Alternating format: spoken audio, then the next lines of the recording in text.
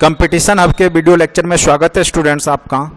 और आज मैं आपको STT का जो कि फर्स्ट टेस्ट हुआ है ऑनलाइन उसका सॉल्यूशन करवाने जा रहा हूं, तो इसको आप अच्छे से समझने का प्रयास करें। यह ज्योग्राफी का सेट 1 है जो कि ऑनलाइन जो माध्यम से जो लोग हमसे जुड़े हैं उनका टेस्ट हुआ था, उसका सॉल्यूशन है। तो इसमें क्या है कि टॉपिक वाइज हमने कवर किया है क्वेश्चंस को, और जो लोग टेस्ट सीरीज में ज्वाइन नहीं लिए हैं वो मात्र 499 में आप ज्वाइन कर सकते हैं। इसके साथ आपको 30 ऑनलाइन टेस्ट सीरीज मिलेंगे, साथ साथ PDFs वीडियो लेक्चर्स भी आपको प्रोवाइड किए जाएंगे। जब तक आपका एग्जाम ना हो जाए तब तक आपके जो है टेस्ट का जो सेट है वो आपको मिलता रहेगा, ठीक है। तो जो लोग ज्वाइन नहीं किए हैं वो कोशिश करें जल्द से जल्द ज्वाइन कर लें। और रही बात एग्जाम होने की, तो संभावना बन रही है कि आपका दोबारा फिर से एग्जाम होगा, ठीक है। चलिए प्रथम क्वेश्चन से मैं स्टार्ट करता हूं। इस सेट में टोटल 50 क्वेश्चंस होंगे जो कि आपके ज्योग्राफी सेक्शन के हैं, ठीक है। चलिए सबसे पहला क्वेश्चन है, निम्नलिखित में से कौन तारा है। तो सबसे पहले आपको पता होगा तारा क्या होता है। तो तारा जैसे सूर्य भी एक प्रकार का क्या होता है, तारा। तारा को अपना प्रकाश होता है जबकि ग्रह को अपना प्रकाश नहीं होता है। तो तारा इसमें से देखिए, पृथ्वी तारा है तो नहीं, पृथ्वी तारा नहीं है क्योंकि पृथ्वी को अपना प्रकाश नहीं है। शुक्र भी ग्रह है, तो जितने भी ग्रह होते हैं वो तारा नहीं होते हैं, तो ये तो काट ही लीजिए। और चंद्रमा उपग्रह है तो इसको भी अपना प्रकाश नहीं है, तो सूर्य को अपना प्रकाश है और यह एक क्या है, तारा है। और यहाँ पे नाभिकीय संलयन अभिक्रिया होता है हाइड्रोजन और हीलियम का, जिससे कि इसे प्रकाश मिलता है, ठीक है। तो इस प्रकार से तो सूर्य क्या है, एक प्रकार का तारा है। पृथ्वी का सबसे नजदीक का तारा जो है सूर्य ही है, और सूर्य को छोड़ करके प्रोक्सिमा सेंचुरी जो है वो नजदीक है। लेकिन यहाँ पर पूछ रहा है इनमें से कौन तारा है, तो सूर्य एक तारा है, ठीक है। और पृथ्वी जो है इसी के चारों ओर चक्कर लगाती है। उसके बाद दूसरा क्वेश्चन, सूर्य प्रकाश धरती तक पहुंचने में कितना समय लगता है। तो आपको पता होगा लगभग 8 मिनट 16 सेकंड के आसपास लगता है। तो ये यहाँ पर 8 से 9 सेकंड का 8 से 9 मिनट के बीच में टाइम लगता है। तो ऑप्शन नंबर इसका 2 इसका सही जवाब है। जिन्होंने दिया होगा ऑप्शन नंबर 2 उनका सही हुआ होगा, ठीक है। उसके बाद है, सूर्य के सबसे दूर का ग्रह कौन सा है। तो सबसे दूर का, सबसे नजदीक का कौन है, बुध है। और सबसे दूर का प्लूटो को अब ग्रह नहीं माना गया, प्लूटो को अब ग्रह की श्रेणी से हटा दिया गया है। अब बच गया आपको बृहस्पति और वरुण। तो अरुण और वरुण सबसे दूर में है, सबसे लास्ट में वरुण है। तो पृथ्वी से सूर्य से सबसे दूर का ग्रह या पृथ्वी से भी अभी दूर का ग्रह पूछ दे तो आपको वरुण ही बोलना है, ठीक है। वरुण इसका सही जवाब है। कौन सा ग्रह सूर्य के सबसे निकट है, तो बुध। सबसे नजदीक कौन सा है, बुध आपके सूर्य के जो है सबसे नजदीक है, और मात्र 88 दिन में ही यह सूर्य की परिक्रमा कर लेता है, ठीक है, जिसको हम इंग्लिश में मरकरी भी बोलते हैं। किस ग्रह में चंद्रमा की तरह कलाएं होती है, ठीक है। किस ग्रह में चंद्रमा की तरह कलाएं होती है, तो वो है बुध। बुध में भी चंद्रमा की तरह ही क्या होते हैं, कलाएं होती हैं। बुध सूर्य का एक चक्कर लगाने में कितना समय लगाता है, तो 88 दिन। अभी हमने चर्चा किया कि बुध जो है सबसे कम समय 88 दिन में ही सूर्य की परिक्रमा कर लेता है। सौरमंडल का अत्यधिक तीव्र ग्रह कौन है, यानी कौन सबसे तीव्र गति से घूमता है। तो यहां पर आपको पता होगा स्टूडेंट, सबसे कम समय में जो है बुध ही चक्कर लगाता है, यानी उसकी गति सबसे ज्यादा तीव्र होगी, ठीक है। सौरमंडल का अत्यधिक तीव्र ग्रह कौन है, तो वो है आपका बुध। कौन सा है, तो बुध। जिन्होंने बुध किया होगा उनका सही होगा। निम्नलिखित में से किस ग्रह को पृथ्वी की बहन कहा जाता है। तो आपको पता होगा कि पृथ्वी और शुक्र का साइज बराबर है, इसलिए पृथ्वी का बहन के रूप में हम शुक्र को जानते हैं, प्यार की देवी के रूप में, या जो है पृथ्वी की बहन के रूप में हम शुक्र को ही जानते हैं, ठीक है। और सबसे चमकीला ग्रह भी कौन सा है ब्रह्मांड में, सौरमंडल में, तो शुक्र ही है। उसके बाद नेक्स्ट क्वेश्चन है, 2 ग्रह जिनके उपग्रह नहीं है। तो सबसे नजदीक का ग्रह जो है सूर्य के, उसके पास उपग्रह नहीं है। जैसे अगर आप देखें तो सबसे नजदीक बुध है, उसके बाद कौन सा ग्रह है आपका जो है शुक्र है, ठीक है। तो बुध और शुक्र के पास क्या है, कोई भी उपग्रह नहीं है। पृथ्वी के पास कौन सा है, चंद्रमा एक उपग्रह है। मंगल के पास भी फोबोस और डिमोस है, ठीक है, 2 उपग्रह। लेकिन शुक्र और बुध के पास जो है कोई भी उपग्रह नहीं है।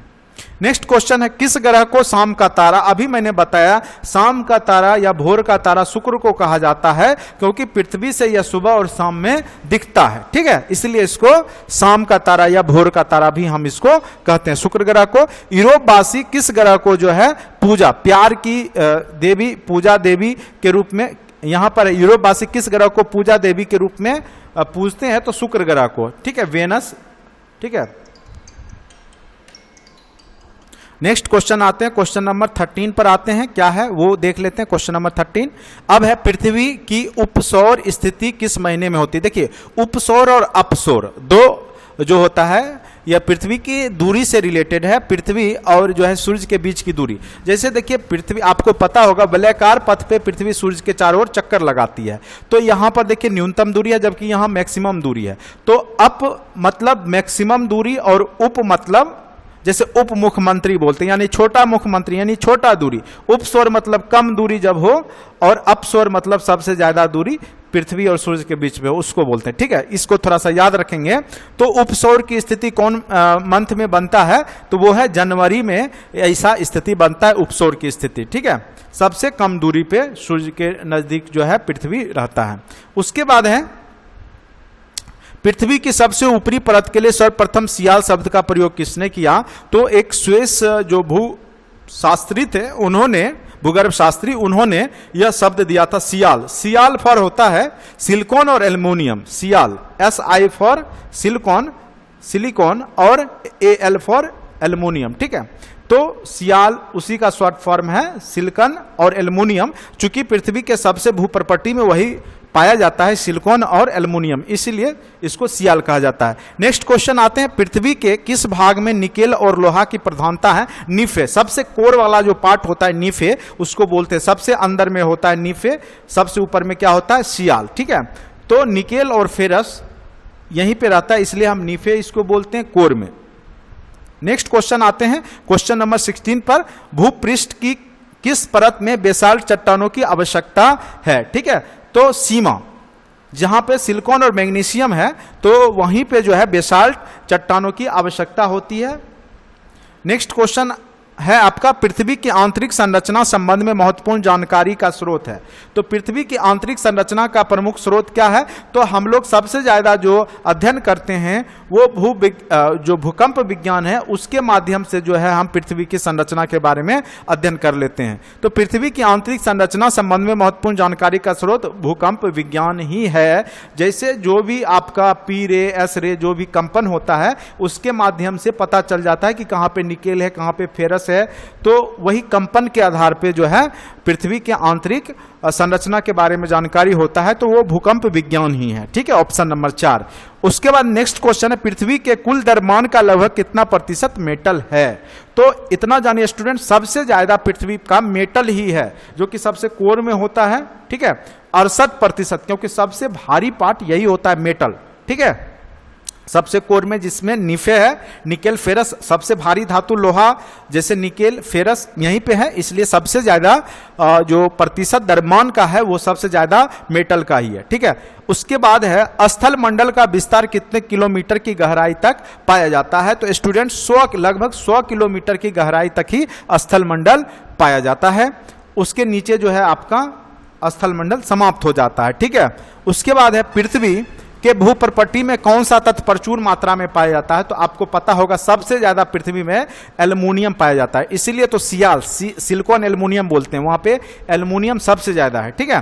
पृथ्वी के धरातल के कितने प्रतिशत भाग पर महाद्वीपों का विस्तार पाया जाता है। जो महाद्वीप हैं वो कितने प्रतिशत, आपको पता होगा कि 1/3 भाग में क्या है, जल ही जल है, महासागर है, और महाद्वीप मात्र जो है उसके 1/3 1/4 भाग में है, लगभग मतलब 30% के भाग में, 70% आपका जल है, जबकि 30% लगभग क्या है आपका थल भाग है। तो 29.2% यहां पर एग्जैक्ट सही जवाब है। नेक्स्ट क्वेश्चन है, भारत का प्रमाणिक समय किस स्थान से निश्चित किया जाता है। तो ऑप्शन नंबर 3, इलाहाबाद से जो है हम इसका समय निर्धारण करते हैं। इलाहाबाद का मिर्जापुर एक जगह है, वहीं से जो है इसका समय निर्धारण किया जाता है, ठीक है, पूरे देश में। उसके बाद है, भूपृष्ठ का कितना प्रतिशत भाग अवसादी शैलों से ढका हुआ है। तो 75% भाग लगभग क्या है, अवसादी चट्टान है, अवसादी शैलों से ढका हुआ है आपका, ठीक है।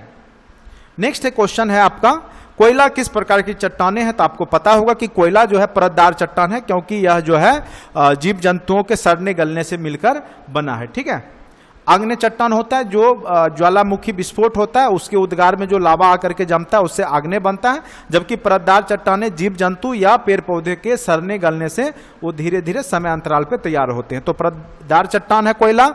नेक्स्ट क्वेश्चन पे आते हैं, निम्नलिखित में से कौन रूपांतरित चट्टान नहीं है? ठीक है, तो आपको पता होगा कि स्लेट, संगमरमर और स्फटिक, ये तीनों क्या है? आपके रूपांतरित चट्टान है, जबकि ग्रेनाइट क्या है? आपका आग्नेय चट्टान है। इसलिए ऑप्शन नंबर ए जो है इसका सही जवाब है, रूपांतरित चट्टान ग्रेनाइट नहीं है। ठीक है, उसके बाद है, निम्नलिखित में से कौन कायांतरित सेल है? कायांतरित या रूपांतरित एक ही शब्द है, तो आपको पता होगा संगमरमर जो है चूना पत्थर के कायांतरित रूप है, रूपांतरित रूप है। ठीक है, विश्व का सबसे ऊंचा पर्वत शिखर कहाँ है? तो आपको पता होना चाहिए विश्व का सबसे ऊंचा पर्वत जो कि एवरेस्ट है 8,848 मीटर का, वो नेपाल में स्थित है। ठीक है, विश्व का सबसे ऊंचा है। नेक्स्ट क्वेश्चन है, निम्नलिखित में से कौन सी पर्वत श्रृंखला पृथ्वी में सबसे बड़ी है? ठीक है, तो एंडीज जो अमेरिका में है, ठीक है, वो सबसे, दक्षिण अमेरिका, उत्तरी अमेरिका में वहां एंडीज पर्वत श्रृंखला वो सबसे लंबा है, विश्व का सबसे बड़ी पर्वत श्रृंखला, लंबी श्रृंखला यही एंडीज। उसके बाद नेक्स्ट क्वेश्चन, संसार का सर्वाधिक सक्रिय ज्वालामुखी आपको पता होगा कि किलायु। ठीक है, किलायु जो है वो सर्वाधिक सक्रिय ज्वालामुखी है। ठीक है, उसके बाद एक कैटोपैक्सी कहाँ है? तो आपको पता होगा इक्वाडोर, इक्वाडोर में कैटोपैक्सी है। कई बार यह क्वेश्चंस पूछे गए, बहुत ही इंपॉर्टेंट, ये सारे कलेक्शन इंपॉर्टेंट क्वेश्चन का है, और हम जो है टेस्ट में पार्ट बाय पार्ट जो है आपका क्वेश्चन बना है, जिससे कि आपके क्वेश्चंस वहां छूटेंगे नहीं। आप करके अगर आप 30 ऑनलाइन टेस्ट कर लेते हैं तो लगभग क्वेश्चन यहां से टकरा जाएंगे। आप जब आप एग्जाम देंगे तो आपको पता लगेगा। ठीक है, नेक्स्ट क्वेश्चन पे आते हैं, वायुमंडल में नाइट्रोजन की प्रतिशतता। तो आपको पता होगा सबसे ज्यादा वायुमंडल में क्या है? तो नाइट्रोजन है, और कितना प्रतिशत है? 78% है। ठीक है, और कार्बन मात्र 0.03% के आसपास ही रहता है। रेशेदार दिखाई देने वाला मेघ क्या कहलाता है? तो उसको हम बोलते हैं पक्षाभ मेघ। क्या बोलते हैं? पक्षाभ मेघ, जो कि रेशेदार दिखाई देता है, रुई की तरह रेशेदार। ठीक है, उसके बाद है विश्व में सर्वाधिक वर्षा वाला स्थान। तो चेरापूंजी, मानसीराम, अब देखिए दोनों दे दिया है, लेकिन सबसे ज्यादा मानसीराम मेघालय है। ठीक है, चेरापूंजी भी है, लेकिन सबसे ज्यादा मानसीराम मेघालय, दोनों एक ही जगह है, आसपास का, लेकिन सबसे ज्यादा सर्वाधिक वर्षा वाला स्थान जो है मानसीराम मेघालय है। ठीक है, उसके बाद नेक्स्ट, विश्व का सर्वाधिक शुष्क स्थल कौन सा है? तो आप देखिए सबसे ज्यादा शुष्क मरुस्थल अटकामा मरुस्थल को कहा जाता है, और यहाँ का टेम्परेचर लगभग जो है 53-54 डिग्री के आसपास रहता है। यहाँ पे बहुत ही कम जैव विविधता पाई जाती है, बहुत कम ही जीव जंतु यहाँ पर पाए जाते हैं, क्योंकि यह इतना शुष्क है, क्योंकि यहाँ पे सांस अगर लेंगे तो उसमें भी जो है नस सूख सकता है। ठीक है, तो वहां पे बहुत कम जीव पाए जाते हैं अटकामा मरुस्थल में। सबसे बड़ा मरुस्थल सहारा है, जो कि दक्षिण अफ्रीका में है। उसके बाद है उत्तर अफ्रीका में है। ठीक है, सहारा मरुस्थल उत्तर अफ्रीका में है। विश्व की सबसे बड़ी मीठी झील कहाँ क्या है? ठीक है, तो सुपीरियर झील, याद रखना है कौन सा है? सुपीरियर झील विश्व की सबसे मीठी झील है। ऐसे भी मीठा पानी का बोलते सुपर पानी है, सुपीरियर, याद रखना है, सुपर मतलब मीठा, सुपर पानी है सुपीरियर झील, मीठा झील है। किस वायुमंडल परत को मौसमी परिवर्तन की छत के नाम से जाना जाता है? तो आपको पता होगा कि जो भी मौसम परिवर्तन जो होता है वायुमंडल में, वो सबसे निचले परत यानी क्षोभ मंडल में होता है। सबसे जो भी रेडियो टीवी वगैरह का प्रसारण जो होता है वो आयन मंडल में होता है। समतल मंडल में जो है एरोप्लेन चलता है। ठीक है, तो यहाँ पे आंसर हो जाएगा आपका क्षोभ मंडल में मौसम संबंधी घटनाएं होती हैं। निम्नलिखित में से कौन सी विश्व की सबसे गहरी झील है? तो बैकाल, काल से याद रखेंगे, बैकाल है, वो काल है, यानी सबसे गहरा, वहां गए तो गए आप, काम से काल है वो, बैकाल।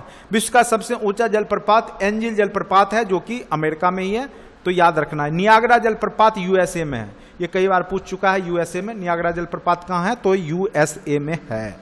ठीक है, याद रखना है आपको, यूनाइटेड स्टेट ऑफ अमेरिका में नियाग्रा है। पृथ्वी की सबसे गहरा स्थल कौन सा है? तो वो है मृत सागर। मृत सागर ही जो है वो सबसे गहरा है, खारा पानी है मृत। यहाँ पे मृत सागर का नाम ही, यहाँ कोई भी जीव जंतु नहीं पाए जाते, क्योंकि लवण की मात्रा सबसे ज्यादा यहाँ पर है। रेगिस्तान में बादल अवक्षेप होकर क्यों नहीं बरसते? क्योंकि वहां पे कम आर्द्रता होती है, जिस कारण से जो है वर्षा हो ही नहीं पाती है। ठीक है, नेक्स्ट है, कौन सी द्वीप इंडोनेशिया का हृदय कहलाता है? तो जावा द्वीप। कौन सा कहलाता है? तो जावा द्वीप जो है इंडोनेशिया का हृदय कहलाता है। काली मिट्टी का विस्तार कहाँ पाया जाता है? महाराष्ट्र, गुजरात। देखेंगे कि दोनों जगह आप देखते होंगे कपास की खेती होती है, क्योंकि कपास वही होता है जहाँ काली मिट्टी होती है। तो उपयुक्त दोनों, इसका यानी ऑप्शन जो 4 मारे होंगे डी, वही सही जवाब होगा। उसके बाद काली मिट्टी में किस फसल की खेती सर्वाधिक होती है? तो आपको पता होगा कपास, कपास की खेती सर्वाधिक होती है। ठीक है, तो ऑप्शन नंबर 4। नेक्स्ट क्वेश्चन पे आ जाते हैं। नेक्स्ट क्वेश्चन है आपका, निम्नलिखित में से कौन सी मिट्टी जैव पदार्थों से भरपूर होती है? तो काली मिट्टी ही क्या होती है? जैव पदार्थों से भरपूर होती है। किस मिट्टी में लोहे और एल्युमिनियम की ग्रंथियां पाई जाती है? तो वो है लेटेराइट मिट्टी में लोहा पाया जाता है सबसे ज्यादा। ठीक है, ऑप्शन नंबर 2। तमिलनाडु के 2/3 क्षेत्र पर किस प्रकार की मिट्टी का विस्तार है? तो लाल मिट्टी ही तमिलनाडु में, याद रखना है आपको। तमिलनाडु में कौन सी मिट्टी है? तो लाल मिट्टी है।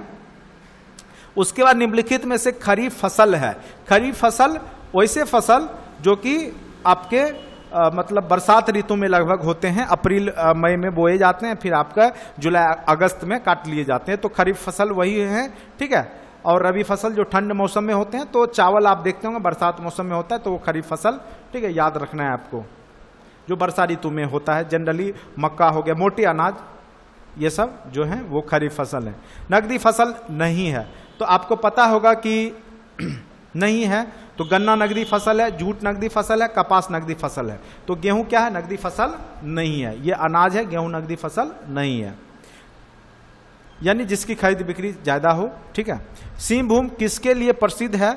तो सिंहभूम आपको पता होगा कि तांबा के खान के लिए झारखंड में सिंहभूम प्रसिद्ध है। उसके बाद नेक्स्ट क्वेश्चन है, झरिया कोयले की खानें किस देश में, किस राज्य में है? तो वो है आपका झारखंड में झरिया है। ठीक है, तो इस प्रकार हमने 51 क्वेश्चन का सेट किया। क्वेश्चंस ज्यादा आपको टफ नहीं लगा होगा, इसके पीछे रीजन है कि 1 बाय 1 हम जो टेस्ट ले रहे हैं उसमें आपको आगे की ओर हम बढ़ाते जाएंगे। ठीक है, तो जिससे कि आपको अच्छा लगेगा, और आप जब अध्ययन करके जब बैठेंगे टेस्ट देने, तो आपको मजा भी आएगा, और यही सब क्वेश्चंस आपके एग्जाम में पूछे जाएंगे।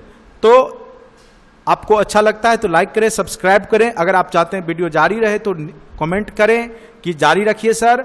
और उसके बाद अगर आप टेस्ट सीरीज में ज्वाइन नहीं किए हैं तो आप जो है जरूर ज्वाइन कर लीजिए। 500 रुपया बचाने से आपका जो है कुछ नहीं बिगड़ेगा, लेकिन अगर रिजल्ट बन जाएगा तो आपकी लाइफ बन जाएगी। और आपको थोड़ा सा मेहनत करना चाहिए, क्योंकि बहुत सारे स्टूडेंट्स हैं, आप खास करके सोशल साइंस सब्जेक्ट में, और मैक्सिमम जो है बच्चे इस बार, जिसे बहुत लोग 100+ ला रहे थे तो उनको लग रहा था कि मेरा हो जाएगा, लेकिन इस बार ये सिचुएशन था कि 110, 115 जिनका प्लस था उन्हीं का होने वाला था अगर रिजल्ट आ जाएगा, लेकिन इसी कारण से यह रद्द हो गया है। तो किसी कारण से भी रद्द हुआ हो तो अब जो नेक्स्ट एग्जाम होगा ऑनलाइन, तो उसमें आपको जो है स्कोर अच्छा खासा करना होगा। ठीक है, इसके लिए आपको जो भी है साम दंड भेद जो भी है आपको लगाना चाहिए। अभी से मेहनत करते रहिए, और वही लोग सफल होंगे जो लगातार कंटिन्यूअस मेहनत करते रहेंगे। ठीक है, रिजल्ट का वेट कर रहे हैं कीजिए, लेकिन फिलहाल मेहनत भी, उसमें भी कमी मत छोड़िए। वो आपके हाथ का है, रिजल्ट देना जो है अब सरकार के हाथ में है, बाकी तैयारी करना तो आपके हाथ में, वो करते रहिए। ठीक है, तो इस वीडियो के साथ इतना ही। Thank you so much watching for this video.